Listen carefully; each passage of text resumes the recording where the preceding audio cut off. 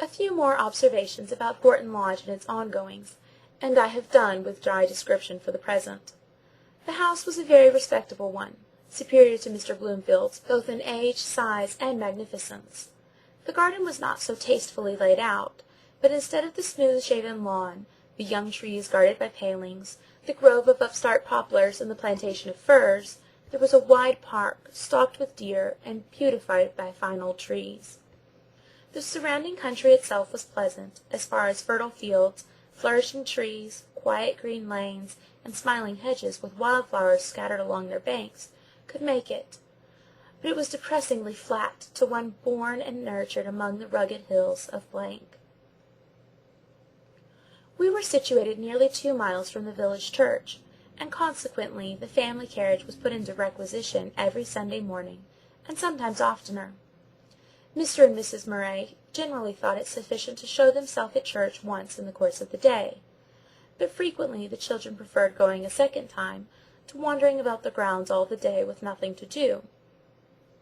If some of my pupils chose to walk and take me with them, it was well for me, for otherwise my position in the carriage was to be crushed into the corner farthest from the open window, and with my back to the horses, a position which invariably made me sick; and if I were not actually obliged to leave the church in the middle of the service, my devotions were disturbed by a feeling of languor and sickliness, and the tormenting fear of its becoming worse, and a depressing headache was generally my companion throughout the day, which would otherwise have been one of welcome rest and wholly calm enjoyment.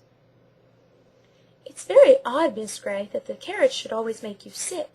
It never makes me," remarked Miss Hilda.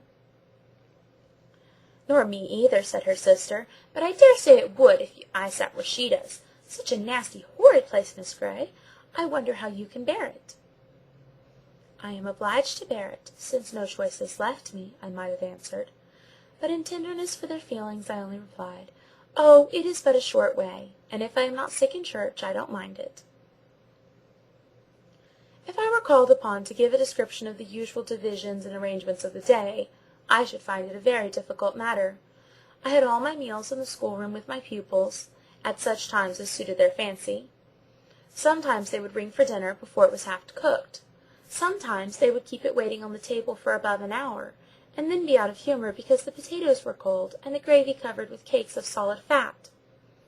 Sometimes they would have tea at 4. Frequently they would storm at the servants because it was not in precisely at 5, and when these orders were obeyed, by way of encouragement to punctuality, they would keep it on the table till 7 or 8.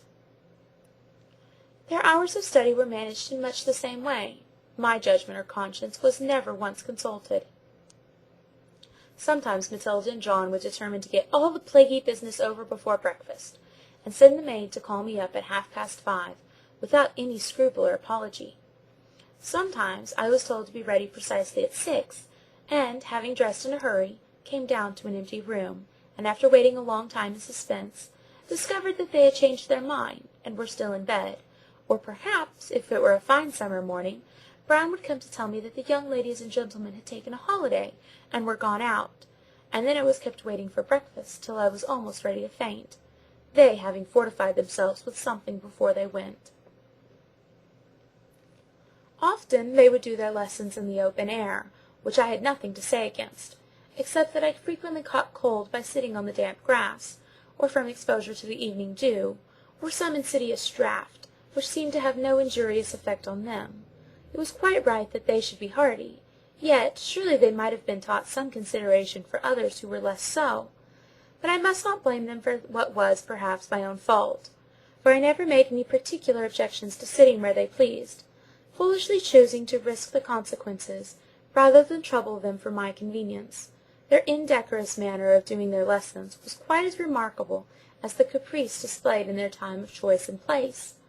While receiving my instructions, or repeating what they had learned, they would lounge upon the sofa, lie on the rug, stretch, yawn, talk to each other, or look out of the window; whereas I could not so much as stir the fire, or pick up the handkerchief I had dropped, without being rebuked for inattention by one of my pupils, or told that mamma would not like me to be so careless. The servants, seeing in what little estimation the governess was held by both parents and children, regulated their behaviour by the same standard. I have frequently stood up for them, at the risk of some injury to myself, against the tyranny and injustice of their young masters and mistresses, and I always endeavoured to give them as little trouble as possible. But they entirely neglected my comfort, despised my requests, and slighted my directions. All servants, I am convinced, would not have done so, but domestics in general, being ignorant and little accustomed to reason and reflection, are too easily corrupted by the carelessness and bad example of those above them, and these, I think, were not of the best order to begin with. I sometimes felt myself degraded by the life I led, and ashamed of submitting to so many indignities, and sometimes I thought myself a fool for caring so much about them, and feared I must be sadly wanting in Christian humility, or that charity which suffereth long and is kind, seeketh not her own, is not easily provoked, beareth all things, endureth all things. But, with time and patience, matters began to be slightly ameliorated. Slowly, it is true, and almost imperceptibly, but I got rid of my male pupils. That was no trifling advantage, and the girls, as I intimated before concerning one of them, became a little less insolent, and began to show some symptoms of esteem. Miss Grey was a queer creature. She never flattered, and did not praise them half enough, but whenever she did speak favourably of them, or anything belonging to them, they could be quite sure her approbation was sincere. She was very obliging, quiet, and peaceable in the main, but there were some things that put her out of temper.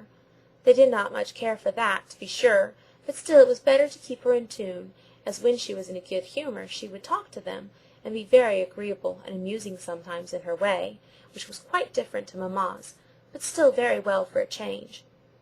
She had her own opinions on every subject, and kept steadily to them. Very tiresome opinions they often were, as she was always thinking of what was right and what was wrong, and had a strange reverence for matters connected with religion, and an unaccountable liking to good people. End of Chapter 7.